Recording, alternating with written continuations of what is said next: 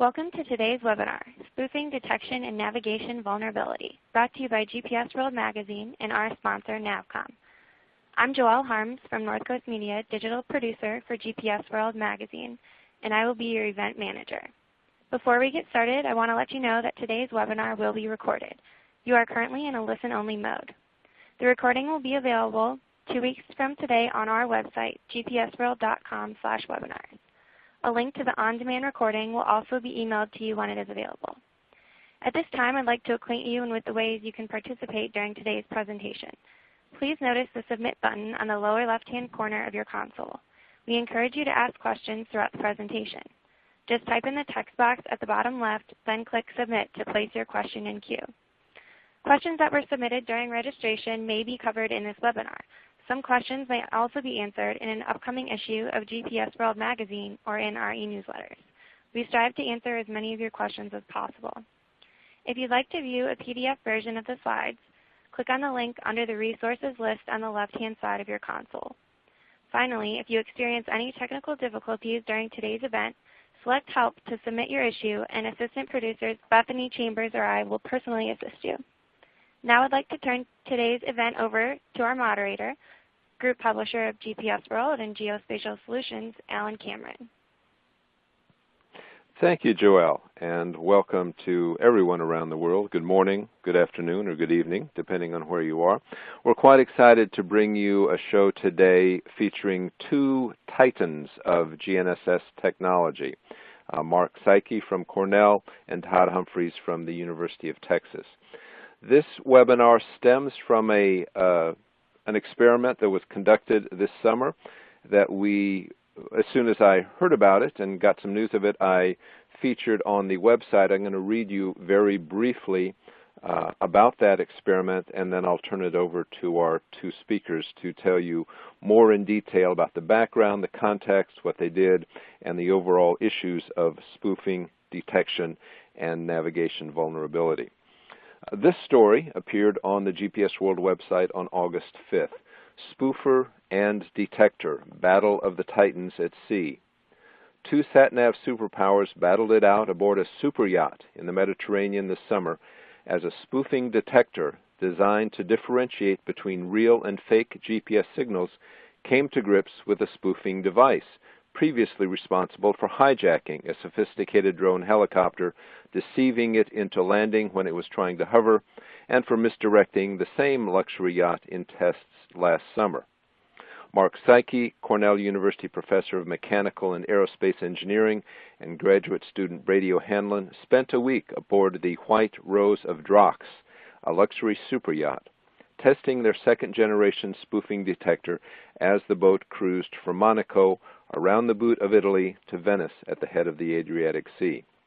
Also on board was a researcher from Assistant Professor Todd Humphreys' Radionavigation Laboratory at the University of Texas at Austin.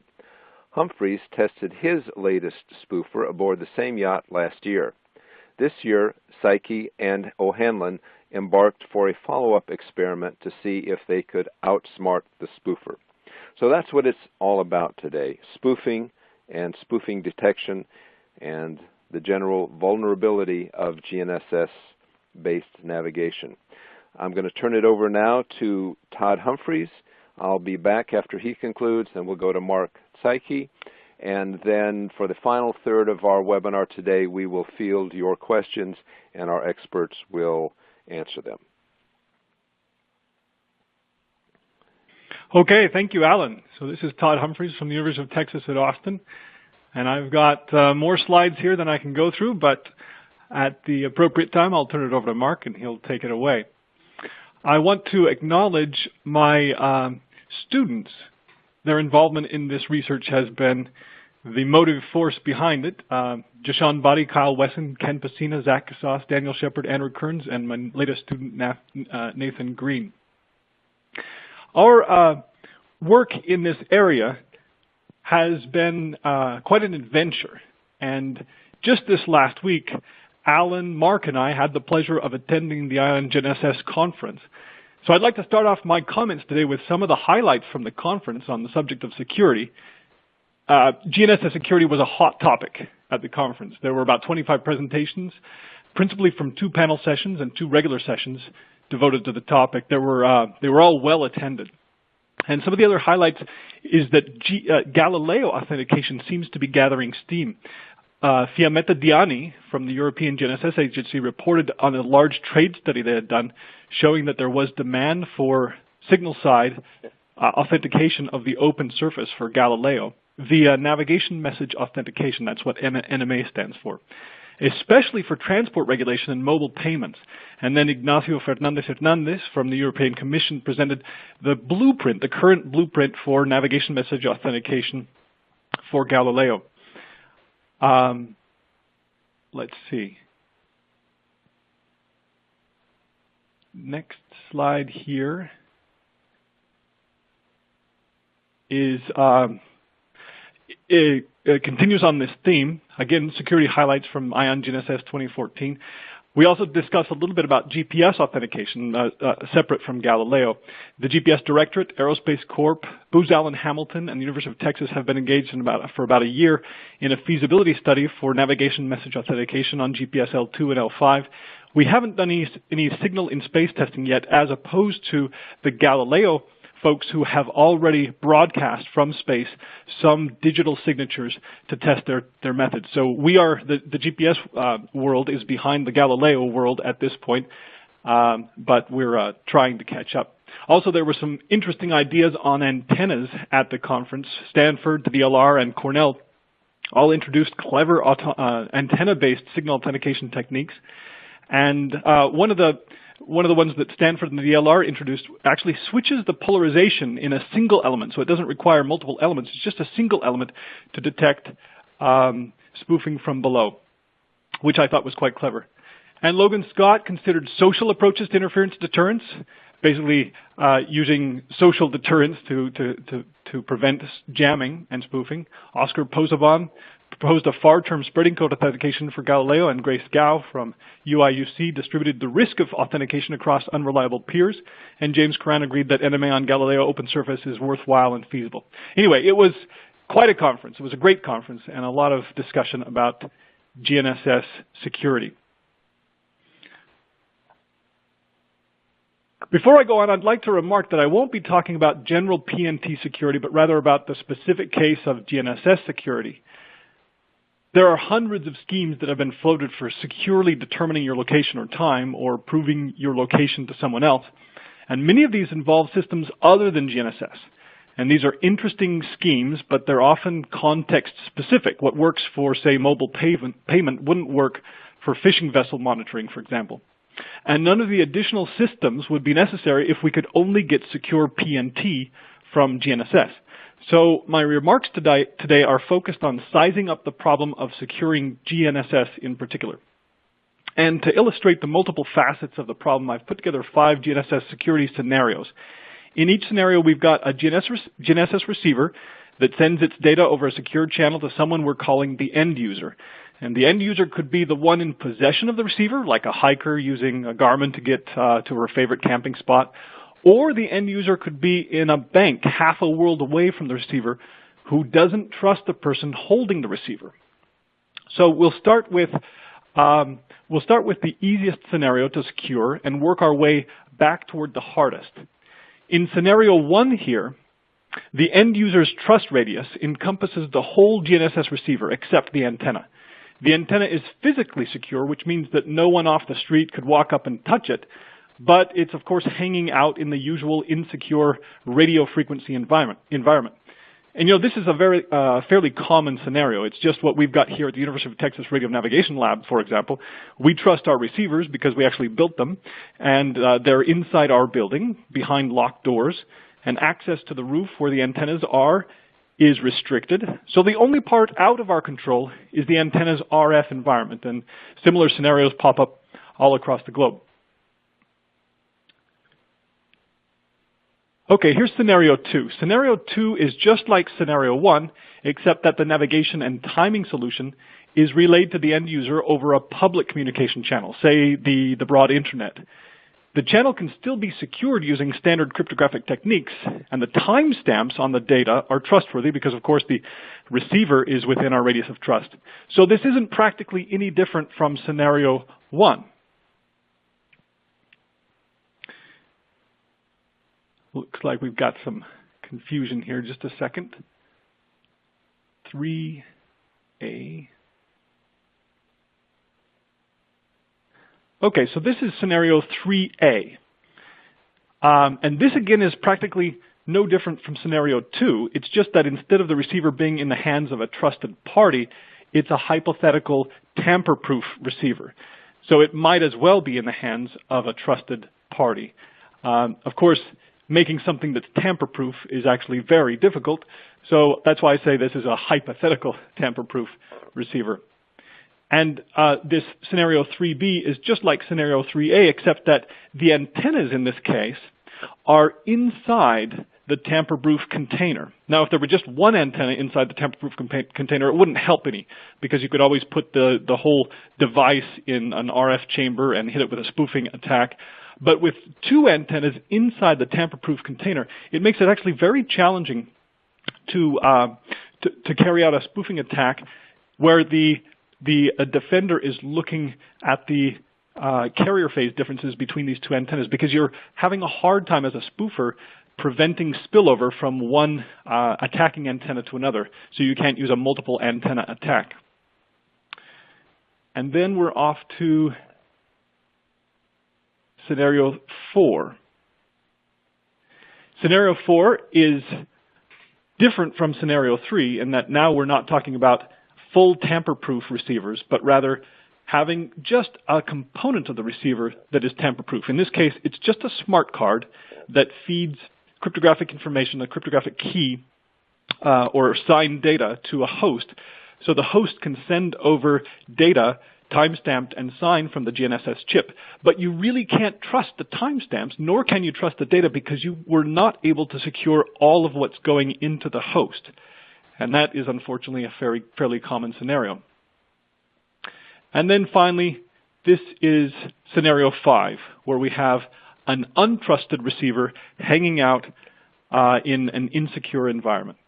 What my students and I noticed as we were attending last week's conference, and as we were discussing these things amongst ourselves, is that the secure GNSS market is unfortunately situated such that the easier scenarios 1, 2, 3A, and 3B, are associated with the smaller segments of the market.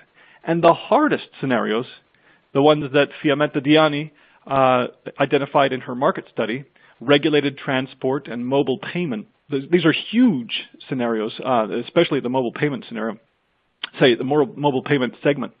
These are associated with 3A, 3B, 4, and 5, and mobile payment especially with 4 and 5. So what's hardest to secure is also the biggest market driver. And I wanted to start off my comments with that observation, and I try to crystallize that in this one slide here. The largest market segments are the hardest to secure. Now, going on here with the general theme of why it's hard to secure GNSS, I'd like to make a few more observations. Signal-side GNSS cryptographic authentication is a good start. And as I said, Galileo is moving toward this with navigation message authentication, and so is GPS, at least as far as a trade study is concerned. But cryptographic authentication is not sufficient for secure GNSS, and there are several reasons why here. First of all, let's take a step back, deep breath, and get some perspective on the problem. We should not expect cryptographic signal authentication to be anywhere near as secure as, say, message authentication across the internet. It's not even close. The problem is that we're trying to secure not only the data content, but also the signal arrival time. So it isn't just a problem for cryptographers, but also for people who care about arrival time. The replay attack is also one that works well against even military crypto schemes. All cryptographic schemes are susceptible to replay attacks, where the data are simply recorded in all of their spectral glory and replayed through one of the common replay devices. Also, there's a dependency of cryptographic signal authentication on other means. So even when one has cryptographic signal side authentication, one still needs a good clock and a received power monitor to properly exploit crypto-enhanced GNSS signals. And I'll get to a little bit more on that later on. Then finally, these last two overlap. It turns out that personal privacy devices, which you might think are just a denial of service tool, jamming tool, also are a nuisance for authentication. It's not just that they can deny you service, but they can cause you trouble, false alarms and so forth, as regards authentication. And finally, the question of proof of location. Where are you? Convince me. I'm a skeptical second party, and I'd like you to convince me where you are. That turns out to be a very hard problem. Now, Mark and I and other researchers around the globe have done a lot in trying to come up with authentication techniques, some of which require cryptographic signal side modification. Others are immediately implementable using non-cryptographic techniques. I've kind of done a taxonomy here and labeled the techniques as I'm familiar with them. But what I mostly would like to say about this is that all of these techniques are actually requiring the defender to be a Bayesian theoretician, a Bayesian detection theorist. Not necessarily a cryptographer, but somebody who understands about detection theory and understands about probabilities of false alarm, probabilities of detection. Because all of these are done at the physical layer and require an understanding of what it means to secure arrival time, not just data content.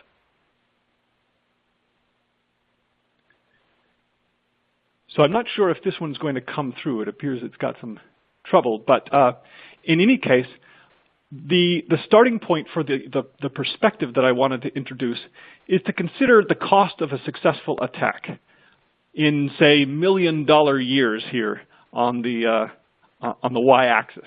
And this is speculative. I've just kind of done some seat-of-the-pants speculation. But on the right-hand side, you can think of different security protocols and the cost of successful attack against these protocols. A one-time pad is famously impervious to attack. NIST-approved symmetric key data encryption would also be very strong. And NIST-approved public key data encryption is very strong. Between these, you have a vast divide. And then at the very bottom, you can see after this vast divide, you've got symmetric key GNSS security, public key GNSS security, and finally non-cryptographic GNSS security. And I just want to emphasize the vastness of that divide. One should never expect even the very best security schemes for GNSS to be remotely as secure as the transaction you made with your bank last week over the internet. Now, there have been very many good proposals offered for what you could do to secure GNSS. One of the simplest and a very effective proposal was made quite nicely by Dennis Akos, who wrote a paper in 2012 called "Who's Afraid of the Spoofer?" Now, Dennis claimed that the received power defense, where you're just monitoring the incoming power from your antenna, has a low computational complexity and is extremely powerful means to detect spoofing, making spoofing no more of a threat than the much less sophisticated radio frequency interference jamming. So basically, if you've got a received power defense, Dennis Akos says that you're no more susceptible than to a jammer, even in the presence of a spoofer. Now, I don't think this is quite the situation is quite so optimistic, but I do believe that the received power defense can be thought of as a necessary condition, not a sufficient condition. Going on from the received power defense, you can move into the pincer defense here. The pincer defense basically takes the received power defense and combines it with yet another defense, one that is looking at distortion in the correlation profiles. So you basically trap the spoofer between a received power defense and an autocorrelation profile distortion defense. If he wishes to increase the power of his signal, So to reduce the distortion that's evident between the authentic and counterfeit signals in the autocorrelation function, he will be caught by the received power defense. Contrariwise, if he wishes to decrease his power to avoid the received power defense, he will have a signal that is more or less on par with the authentic signals, and there will be great distortion of the autocorrelation function. So my students and I believe that this defense is actually, it's a non-cryptographic defense, but it has a lot of potential as far as doing something in the short term.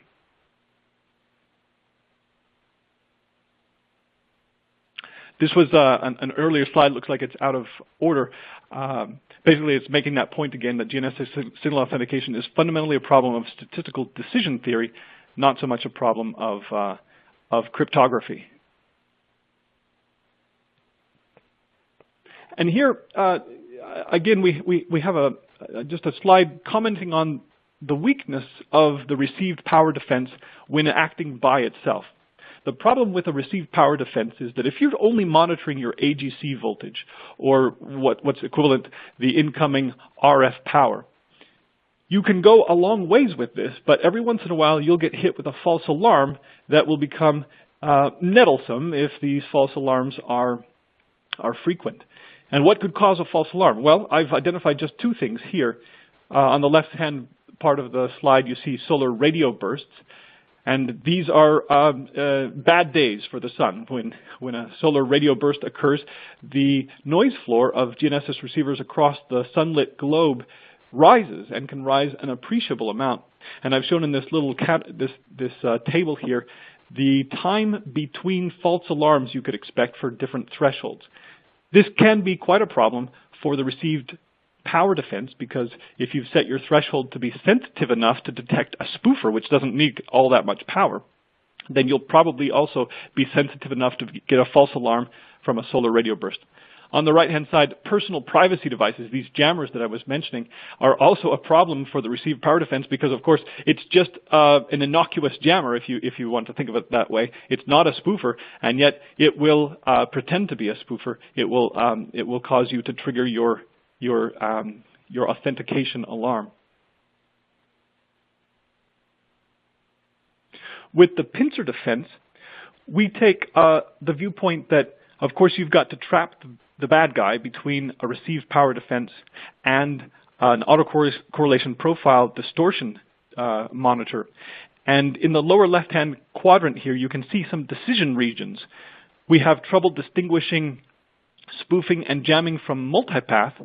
But if you can find that the incoming data you're receiving fits into one of these quadrants, you can classify the data as whether it's jamming, spoofing, or multipath, or the little green bundle is the H-naught, the null hypothesis that nothing is going wrong.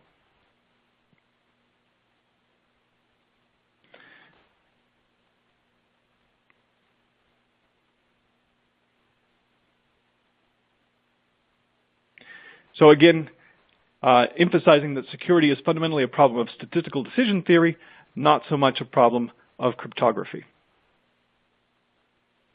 Now, in this diagram, what we're doing is bundling a received power defense with a full cryptographic GNSS signal authentication defense. So you can think of this as the crypto defense.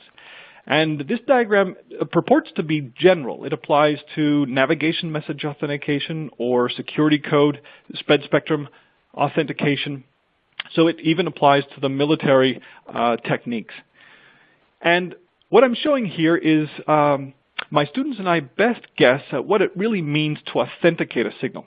To authenticate a signal, you first have to authenticate the code origin.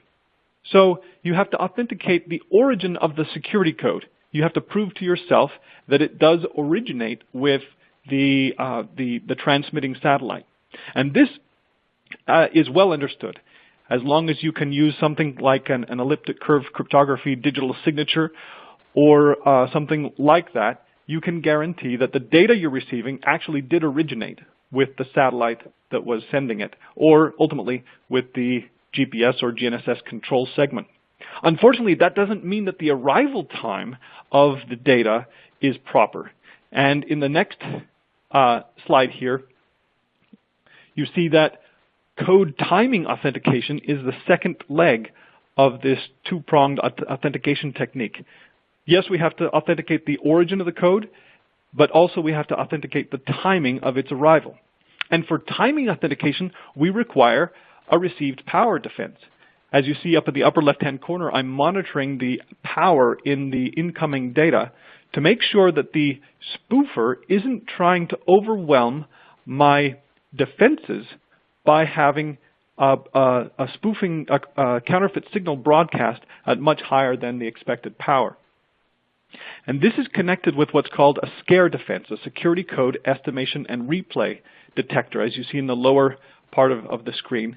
And that detector requires a timing consistency check. So again, this is to reiterate the point that even though we have signal-side authentication, signal-side security codes modulated on the signals, we still need a good clock locally, we still need an RF power detector, and we still need to incorporate what I'm calling the SCER detector.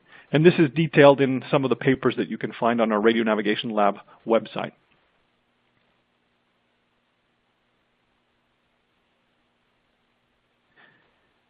I won't have time to get into all of this, but I wanted to point out why it's important to do what's called a security code estimation and replay defense. It's because the bad guys can listen off the air, can pull the security code bits off the air. So even though they are unpredictable to the evil spoofer, he can be listening and try to estimate them as swiftly as possible. In this chart, you see an attempt to estimate the data coming in from an unpredictable security code chip, and by about 20 microseconds under a standard carrier-to-noise ratio, the spoofer was able to very reliably guess the value of the chip that was being used to authenticate the data or encrypt the data. And the idea here is that if you can listen, and if you can listen even better, say if you've got a higher gain antenna, you can move this down from 20 microseconds to 10 microseconds, 2 microseconds, and you get very, very dangerous even for military codes. So the problem is that listening off the air makes navigation message authentication and other types of signal-side cryptographic security less useful against an attack like this. But if you are, as a defender, also as sophisticated, and you realize that this might be going on, you can apply what's called a SCER attack defense. And in this case, inside the defender, what we do is that we weight the data that we're correlating against more heavily in the few microseconds mind you, after the transition of one of the unpredictable security code chips. And then when we add up these weighted correlations over hundreds of chips after these different unpredictable transitions, we're able to get a detection statistic that is quite reliable, even in a case when somebody is trying to pull the data off the air and replay it to us. So this is not a full replay attack. This is somebody who wishes to estimate the bits off the air and replay them to us. And the SCER attack defense can be fairly reliable against such attackers. Here I'm showing the hypothesis test from the viewpoint of the probability distributions. On the left-hand side, you can see what things look like on the top before the attack, in the middle, during the initial stage of the attack, and on the bottom, after the carry-off. And you can see that, yes, the detection statistic does line up basically where the probability distribution is predicted, and at the bottom part of the chart, to the right of the threshold. But the SCER attack itself, even though it's promising, it has its own weaknesses. It struggles during the initial stage of the attack, as you can see in the middle panel here. And it also fails in the face of a full signal replay attack.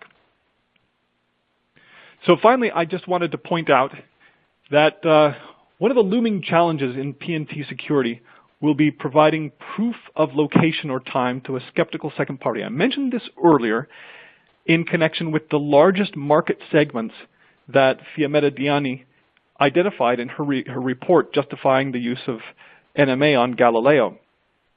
Basically, she's saying that mobile payments from somebody's smartphone standing in the middle of the town square, or monitoring transport, fishing vessels and trucks and the sort, these are going to be the largest market segments. And in both of these cases, what you're trying to do is prove your location or time to a skeptical second party. And this problem scales differently than attacks against non-complicit PNT sensing. So in this case, the receiver is in the hands of somebody you don't trust. And a single rogue actor with an inexpensive receiver network could sell forged GNSS-based proofs of location and time to thousands of subscribers. So I just want to make that point that this is the hardest thing that we're facing right now. And Mark and I and many of us working in this area would welcome good ideas for how to prove location or time to a skeptical second party. I'll wrap up there. All right, thank you, Todd. We'll go to Mark in just a second. We've taken in a lot of questions from our listeners, both prior to and during the webinar. We'll get to a handful of these at the end of the webinar, and we'll try to address the rest of them in an upcoming newsletter. A lot of the questions have to do with, is spoofing a real threat? And I think Todd has done an excellent job of laying out the fact that not only is it a real threat, it is much broader and wider than perhaps we would have thought otherwise. I'll turn it over now to Mark Psiaki from Cornell. Mark, take it away. Okay, great. Thanks a lot, Alan. So I got dragged into this effort by Todd when he was finishing up a postdoc at Cornell and wanted to do spoofer, and we were all a little bit upset about the prospect of going to jail, but so far we're all, none of us are behind bars. And so I'm just having a little trouble advancing here. Okay, here we go. So I'm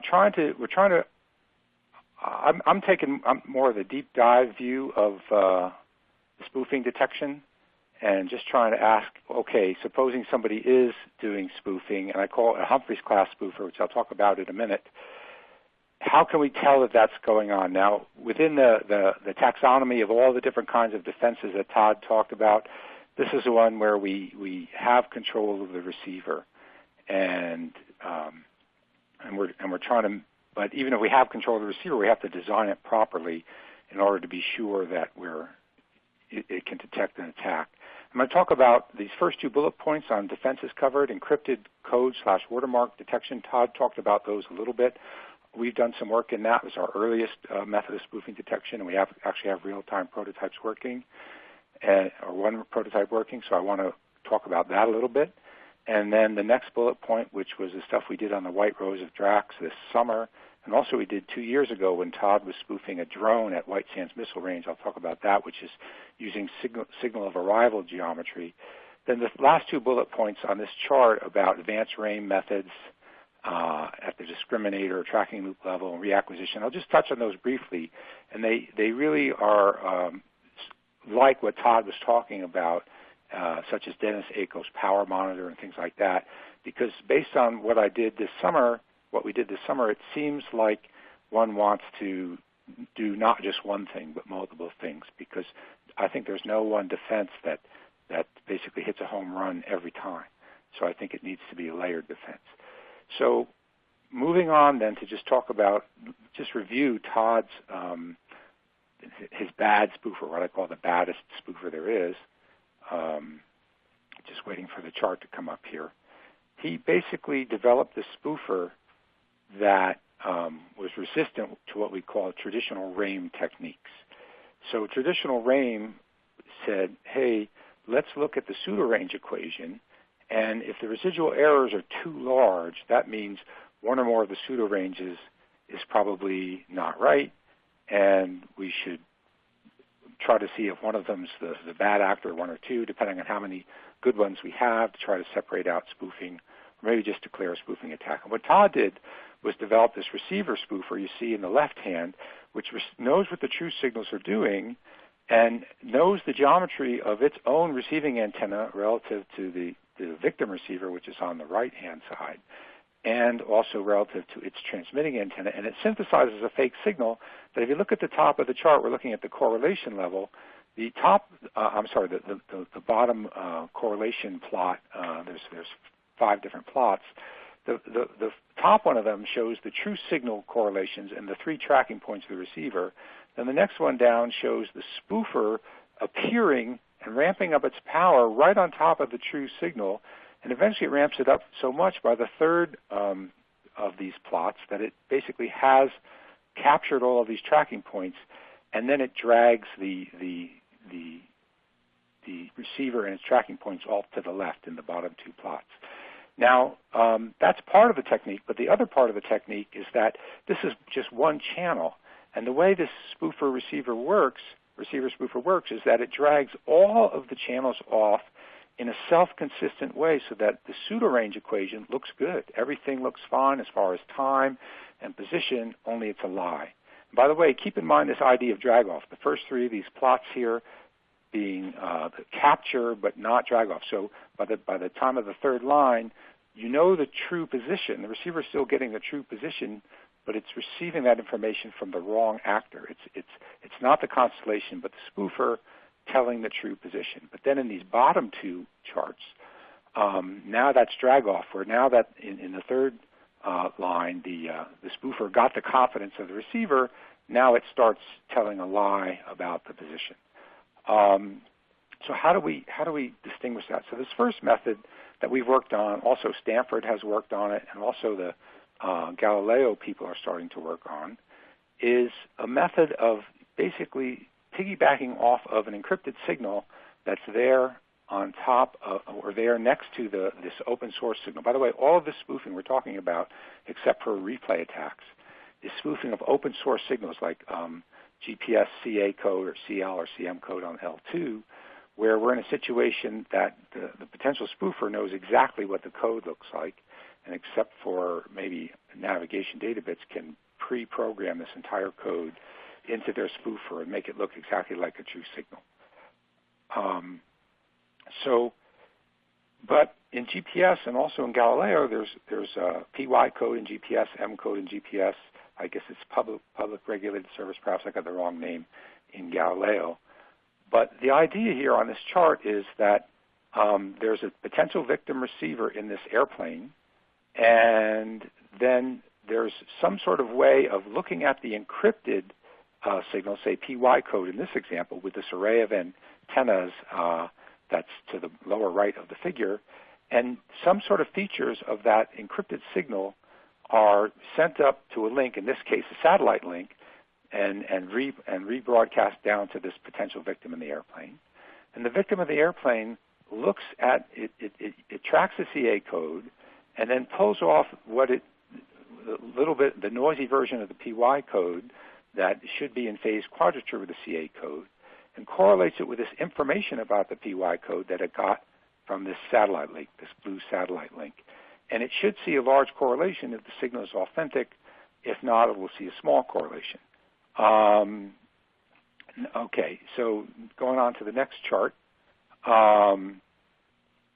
So this is just sort of a block diagram of how that works. So we see up in the upper part of the figure here in this purple dashed box, that's the user equipment.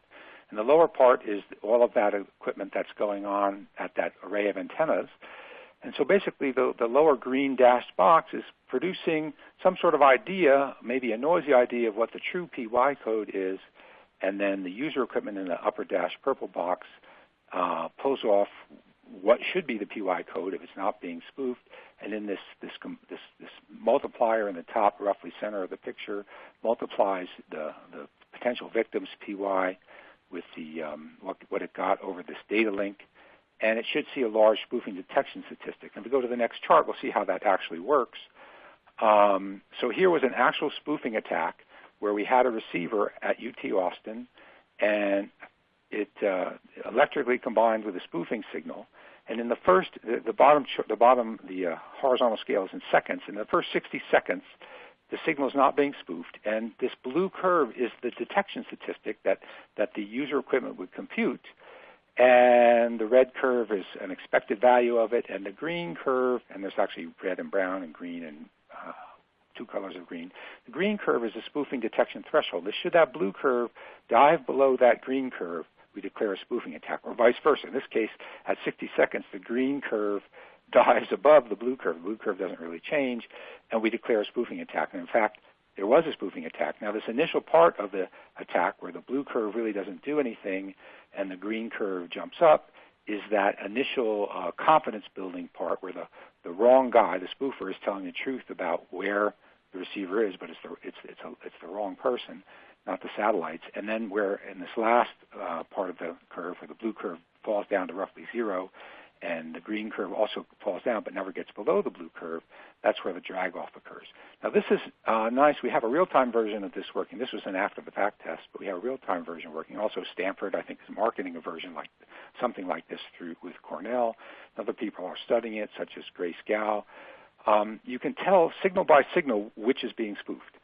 And it's something that's available right away. Now, it turns out this whole thing could be made simpler and more reliable if, say, the GPS wing would publish after the fact, say, PY code, the encryption part of the PY code. The Europeans are, in fact, thinking of doing that, but it's after the fact, so they can't spoof their public regulated service. It's only small snippets of it, but that's all that's needed, and then distribute that. That would make things more reliable and require less infrastructure, but not change the basic concept. By the way, it takes about 0.2 of a second to detect spoofing on each channel here. Of course, there is additional latency for the time to communicate this signal from the trusted receiver to the potential victim. But this is something that, for instance, if it was done over the internet for, say, fixed base receivers at financial institutions or controlling the power grid, this could be working right. We have prototypes working right now. Could be brought to market within months. Let's go to the next chart. Now we're talking about a different system where it's a completely different idea. Instead of, and it requires no communication, this is where we're essentially exploiting direction of arrival. So in this case, and I'll explain what that means in a few charts. But the idea is that a spoofer tends to send all of the fake signals from the same direction, be very expensive to send from multiple directions, whereas the true signals, if they are true, are coming from multiple directions. And that causes differences in carrier phase depending on where the antenna is. So in this case, our first prototype built 2 years ago was a vibrating antenna. So you can see we just simply took a patch antenna, put it on a cantilevered beam, pulled on it with a string you see to the left, let go, and it wiggles back and forth, maybe plus or minus an inch or two. And you see that causes wiggles of the carrier phase, which can be detected. And the wiggles should all be the same if we're being spoofed, but different if we're being not being spoofed because of the different directions of arrival. And in fact, we tested this against the drone that we tested it when Todd was spoofing a drone at White Sands Missile Range 2 years ago. So we can see the next chart. You can see this is a case where we're down at White Sands, but Todd isn't spoofing. These are the carrier phases in cycles plotted versus time. And you can see about the first half of the chart, you can actually see where we're pulling on the string. So this ramping from about, 0.5 seconds, 1.5 seconds, we're pulling on the string, the flat from about 1.5 to 2.25 seconds, we're holding the string taut.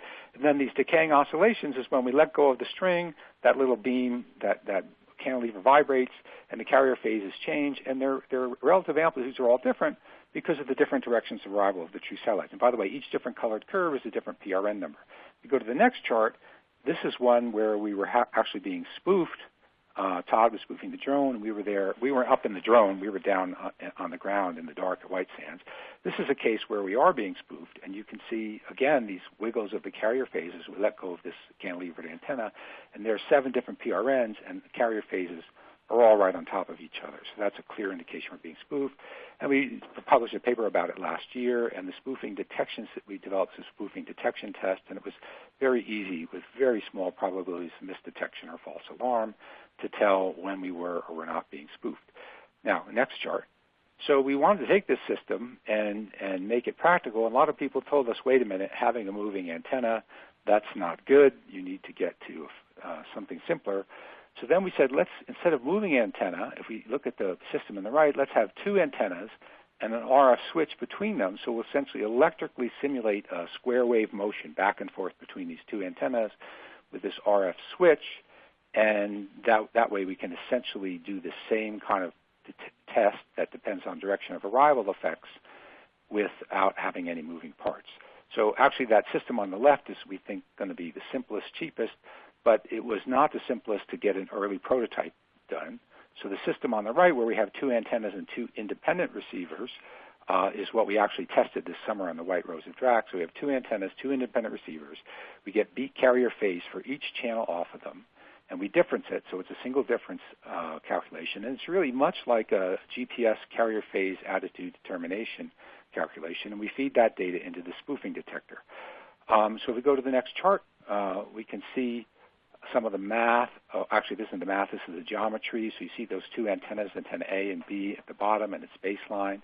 And then with different satellites, you can see the different projections of these direction vectors, the R hat J minus 1, R hat J, and so forth, onto that antenna direction vector B sub little b sub capital BA. And those differences are what cause the carrier phase differences. Now, if we go to the next chart, you can see when we have a spoofer, now, even though supposedly we're getting a bunch of different signals, J minus 1, J plus 1 as the satellite indices, yet all of them come from this common direction, R hat spoofer, and therefore the carrier phase differences between the two antennas will be the same for all of them. Next chart, please.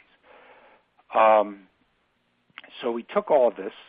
This is just the math of how that works. The non-spoof model on the top, the spoof model on the bottom. And the important thing is that fewer things depend on which satellite you are broadcasting from in the spoofed case. And you basically fit the difference or the single difference carrier phases, this delta phi DAJ for the bunch of different satellites, to these two hypotheses. And one fit will be better if you're not being spoofed. One fit will be better if you're being spoofed. You compare them, and that gives you an indication or a spoofing detection statistic. Next chart, please. So we got all this put together, and we went out on the white rose of Drax, which is this 210-foot super yacht, displaces 1,600 tons. And by the way, we were a little slow about getting this together, and the captain of the yacht, or master as he's called, Andrew Schofield, came and visited us in March and said, we'd love to take you for a ride around Italy on the super yacht with gold-plated sinks and whatnot, but you've got to get this thing working between now and then. So we scrambled in March, April, and May. It was a combined UT Austin and Cornell scramble to finally get a real-time prototype of this working, because there were a lot of hurdles to overcome. That stuff from White Sands with the antenna wiggling, we took the data, and 2 weeks later we had the detections. We needed to do it in real time. So we finally got it working, and we went out on the right rose and actually shoved off from Cap Dye, which is just west of Monaco, on Thursday, June 26th, I believe, and we set up the spoofing machine, which I call the Texas lying machine. And there you can see it's three different parts. The lower left is actually the receiving antenna of it to see the true signals, and then the top laptop and receiver spoofer box are what do all the processing to see what the true signals are, create the false signals. And then the lower right is actually the spoofer antenna, which is directionally pointed at the white roses antenna, which you can see in the background there against the glistening sea. And next to the white roses antenna are our two antennas of our detector. Next chart, please. And then, so that's the red team, the one that's trying to deceive the white roses GPS. And here's the blue team. So here's another close-up in the lower picture of our two antenna system. They're just 14 centimeters apart, very small, very compact system. So we could imagine hiding them even under radome, so a potential spoofer wouldn't know where they were. And then down below this is everything you see in the lower picture is above the bridge of the white rose. And then down below is Radio Hanlon and myself actually operating the spoofing detector on the white rose. It's a laptop that actually runs real-time software receiver, and there's also some USRPs. And we got a real-time display with a warning. You are either an authentication message, yes, the signals are good, or a warning, you're being spoofed. And next chart, please. So we went out and we conducted a whole bunch of spoofing attacks. Here's a particular attack where we're plotting on the upper plot the fractional part of the differential carrier phase for 11 different PRN numbers, 2, 12, 14, 21, 25, 29, and 31. And up to 400 seconds, we're not being spoofed. At 400 seconds, where you see that vertical magenta line in the top figure, the spoofer turns on. And you can see all of a sudden the differences in carrier phase all of a sudden go away, but from the vertical magenta line at 400 seconds to the vertical cyan line at about 530 seconds, even though the spoofer is the one controlling the tracking channels, it's telling the truth, and therefore the spoofer and the true channels are having some self-interference, and that's why you're seeing all this wiggling in the carrier phase. But then after the cyan line, the spoofer actually does the drag off and starts lying to the white rows about where it is, and then you see you have much less variation in the carrier phase, and they're all the same for all 7 channels. In the lower figure is actually the spoofing detection statistic, and whenever it's green, that says the signals are authentic. And by the way, we had a big red dot on the screen of the laptop whenever this is green, and whenever it dives down low, below that blue line and becomes red, that says that we're under attack. And you can see that before 400 seconds, we're clearly green, clearly way above the blue line. After 530 seconds in the drag off, we're clearly red, clearly below the blue line. But in the middle top portion, where the spoofer is the one controlling the receiver but telling the truth, then we are sort of down near the detection threshold, but sometimes green, sometimes red. And but maybe so it is a little tricky when you get there to use this defense. If we can get to the next chart, please. It gets even trickier when the spoofer is weak. Here's a situation where the spoofer was kind of weak. It never really was able to spoof the signals. The upper chart, again, is the differential carrier phase for 7 different channels, and they never come together, so it never really grabbed those phases. But you can see at different attack times, say around just before 600 seconds, you can see all this wiggling of the carrier phase. And that's an indication that the spoofer is doing something. It actually looks like a severe multipath to the receiver. So that's one of the reasons that I say that we should consider these advanced RAIM techniques, where you also have, in addition to, say, direction of arrival calculations like this, you have other calculations that look for things like severe multipath and look for power. Notice, by the way, that the spoofing detection detected spoofing from around 700 to 800 seconds, even though it's not clear spoofing was going on. So it got confused in this failed attack. Next chart, please. Here's a situation that sort of vindicates Dennis Akos. These are basically raw RF front-end samples. You can think of this as like what an automatic gain control would output. And on the left chart, basically, we have a sigma of 7100 for them, and that's a non-spoof case. In the middle chart, that's the failed attack, and the sigma is a little bit higher, 8200, and yet the spoofer was not powerful enough to drag off the receiver. So, but already one can tell there's more power coming in. And a successful attack where the spoofer 7 dB had 7 dB advantage over the true signals. It's kind of obvious that something weird is going on there. So a simple RAIM type technique, just looking at this, might tell if they're spoofing beyond that. And one last chart. We'd like to go beyond just detecting spoofing. We'd like to actually go back and find the true signals and resume navigating. Because right now, the spoofing detectors just say, hey, your GPS is bad, stop believing it. But if you're on the white rows and you're on a foggy night near some potential shoals, you don't just want to know, don't trust the GPS because you got nothing else to trust. You want to find the true GPS.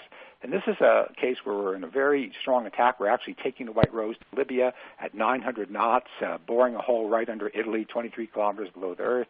And the white rose's GPS believed all that, as we have photos to prove. And here we did a reacquisition in the middle of that attack.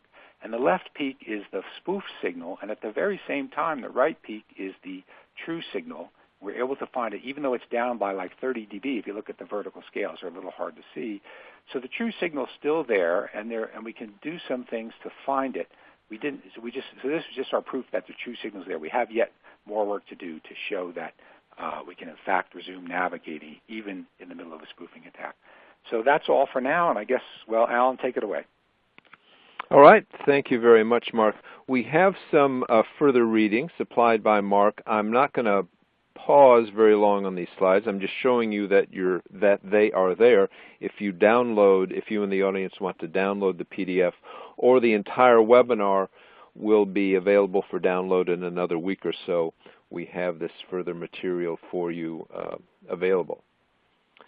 We move now to question and answers. We've got a lot of questions, a limited amount of time. We're only going to focus on a couple of questions here, and we'll return to address the rest of the questions in written form, probably in an upcoming GNSS design and test newsletter that usually mails toward the end of the month. If you don't have a subscription already, go to gpsworld.com/subscribe, and you can subscribe to that newsletter. All right, first question for our speakers. The first two questions have to do with not exactly an inherent protection against spoofing, but perhaps coming modernizations of GNSS and people are asking, are these going to help protect against spoofing?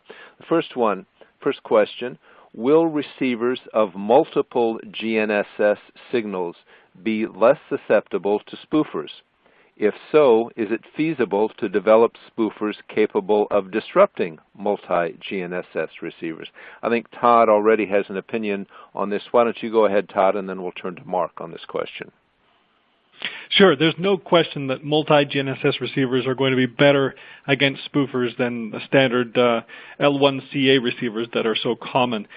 But the problem is that from the perspective of the spoofer, the cost, the difficulty only scales linearly with each additional open signal GNSS signal, open service GNSS signal. So if my spoofing device needs to spoof Galileo, and all I have to do is spoof the open service Galileo signals, that's not much of a hurdle for me to handle.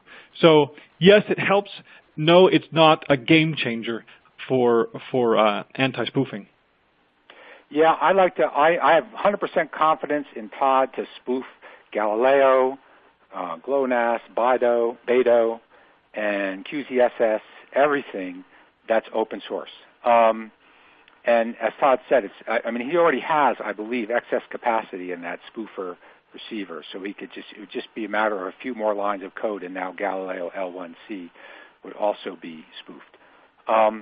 However, there are, for instance, the direction of arrival defense gets better and better the more signals there are. So I guess the answer is, to me, the defenseless receiver does not, by virtue of the multiple signals, acquire defense. But certain receiver defenses get better and more powerful if we're applying them to multiple signals from multiple constellations. All right, thank you. Our next question. Some nations are adding a high-power, wide-area terrestrial system with different failure modes.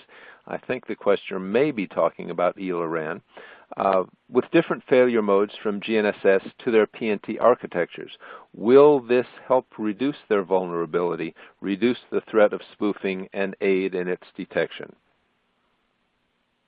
I guess I could start on that one. I believe that, if you have ELRAN coming in on a completely different frequency, I guess in theory one could have a spoofer, but that's a very powerful signal. So I think the difficulty of spoofing it goes way up just because of the power. Now, and also, we're talking of completely different frequency. So the antenna, I think that one would need to spoof it. I don't really know all the details of creating my own ELRAN transmitter, but the spoofer would be faced with doing that. If they could do that with enough power, then they could cause problems too, but it just seems to me much more daunting. Go ahead, Todd. Yeah, I agree. Whereas additional GNSS signals from open service signals is not a game changer, as I was claiming before, I do think ELRAN would be in the following sense, that a spoofer becomes incredibly conspicuous when he decides to try to spoof ELRAN or something of those long wavelengths.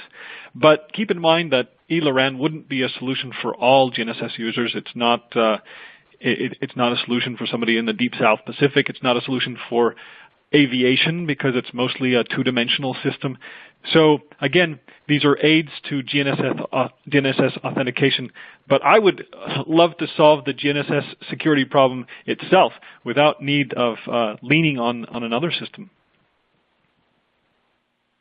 All right. We're going to, with the audience's indulgence, we're going to run a couple of minutes over. I'm going to ask two more fairly quick questions. One, isn't denial of service, also known as jamming, much more of a threat than spoofing? Jamming is easy. Spoofing is hard. If I can insert an editorial comment here, that is true. However, the potential payoff, thus the motivation for spoofing, is far higher. That said, over to Todd and Mark to answer. Well, Alan, I just echo that. I think jamming is a much more prominent threat in the sense that there are a lot more jammers out there. It's much cheaper to build or buy a jammer, and it takes a lot less sophisticated adversary. But spoofing is interesting because it's so surreptitious, because you may not know you're being spoofed, and because the one who's attacking you can control your perceived location and time, whereas a jammer can simply deny that to you. So the consequences can be much more severe in spoofing. Let me take an analogy. Jamming is you're riding along in your car, you're listening to the AM radio, a big thunderstorm comes along, and you can't hear the story. Spoofing is you're riding along in your car, and somebody like Orson Welles with his War of the Worlds comes on and takes over your AM radio, and you think there's a nuclear attack going on or something. So yes, it's much harder to take over my AM radio than it is to just plain jam it, but the consequences of that happening, I mean, apparently when the War of the Worlds radio broadcast happened in 1939, I mean, there was panic all over the country. So, I mean, jamming is happening right now. I mean, we've recorded jammer signals in the wild, and lots of other people have. But it's just a different thing. You know you're being jammed, or at least you know you don't have GPS. It's a different thing to say, oh, pooh, I don't know where I am, to think you do know where you are, and you're not. And I think the motivation to steal a super yacht or ground a tanker or steal money from from automated stock trading. Even though it's harder, there's the enticement there to spend the extra money and do it. Our last question for today: is there a way to test how susceptible our GNSS devices are to a spoofing attack? Mark and Todd, are either of you marketing a home test kit yet, or do we take it that from your experiments and trials you've shown this is how spoofing happens, that it applies to everybody's receiver? So far, Alan, we have never failed to spoof a commercial off-the-shelf GPS receiver. That doesn't mean that there might be something out there we haven't tested yet, but we've tested tens of receivers. We did put together what we call the TextBat, the Texas Spoofing Test Battery. It's a series of 6 different recordings that if you'll hook these up to a National Instruments signal generator or another one of the like, and then send it to your receiver, you can test your receiver's susceptibility to these 6 canonical spoofing attacks. And we're adding to this TextBat, this Texas Spoofing Test Battery, this year with some even more sophisticated attacks, because the first six attacks were really not all that sophisticated. And we think this is the best way forward, but it doesn't address the defenses like Mark's, where you have multiple antennas. And for testing your susceptibility to an attack under a multiple antenna scenario, you'd have to do something, say, over the air or in an RF chamber, and that gets a lot more expensive. Yeah, I applaud Todd's his test. I forget the name of it, but the thing he's doing with the data to make it available for people to test their receivers. I think that's great. I certainly don't purport to know who has tested their receivers. And correct me if I'm wrong, Todd, but didn't you show me that Spirent now has a spoofing capability on one of their simulators? So that yes, they do. They have a spoofing test capability. So even if those people don't care about Texas or don't want to go there, they can test their receivers. But to know who has tested receivers and who therefore is less vulnerable. I don't know of anybody who's claiming that, but maybe there are. But certainly the ability to do it is getting out there. But as Todd said, some of the other defenses, including the moving antenna defenses, the multi-antenna defenses, which are being developed not just at Cornell, but also out in Germany and at University of Calgary, and also methods based on fusing IMU data and GPS data. Those are harder to test. They may be very powerful methods, but they're not going to be testable with these simple electronic combiners, whether that produce just what's coming out of a single, essentially static antenna or not moving very fast antenna. So we do have a problem with some of the best defenses being harder to test. That's one of the reasons we really wanted to go on the White Rose, because we had license on the high seas to do scientific experiments, and therefore because we needed the live signals and we had the opportunity. That's all.